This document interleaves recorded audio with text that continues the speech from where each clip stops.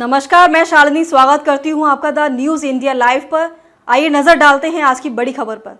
छत्तीसगढ़ में यूसीसी लागू करने की तैयारी तेज। न्यायमूर्ति रंजना देसाई होगी अध्यक्ष। 5 सदस्यीय समिति बनाएगी। ड्राफ्ट सभी धर्मों के पर्सनल लॉ होंगे समाप्त। छत्तीसगढ़ में समान नागरिक संहिता लागू करने की दिशा में साई सरकार ने बड़ा कदम उठाया है।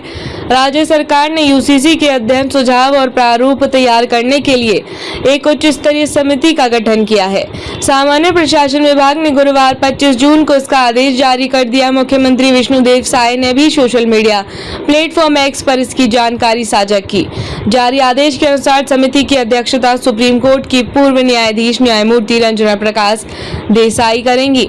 समिति में शत्रुघ्न सिंह, M.K. राउत और मोहन पवार को सदस्य बनाया गया है, जबकि ज्योति रानी सिंह महिला सदस्य के रूप में शामिल होंगी। समिति का मुख्य कार्य राज्य में समान नागरिक संहिता लागू करने की संभावना का अध्ययन करना होगा।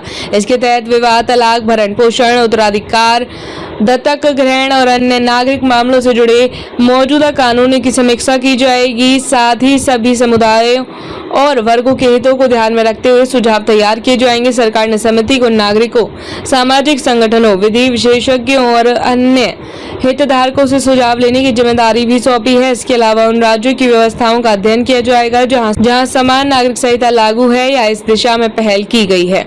समिति समान नागरिक संहिता का प्रारूप तैयार कर राज्य शासन को सौंपेगी। साथ ही आवश्यक विधायी और प्रशासनिक अनुशंसाएं भी देगी।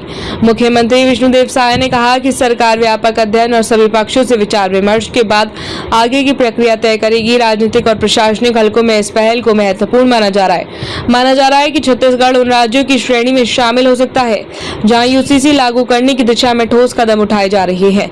यूसीसी लागू होने के बाद प्रदेश में रहने वाले सभी नागरिकों के लिए एक समान नागरिक कानून होगा, चाहे वे किसी भी धर्म, जाति और समुदाय से संबंध रखते हों।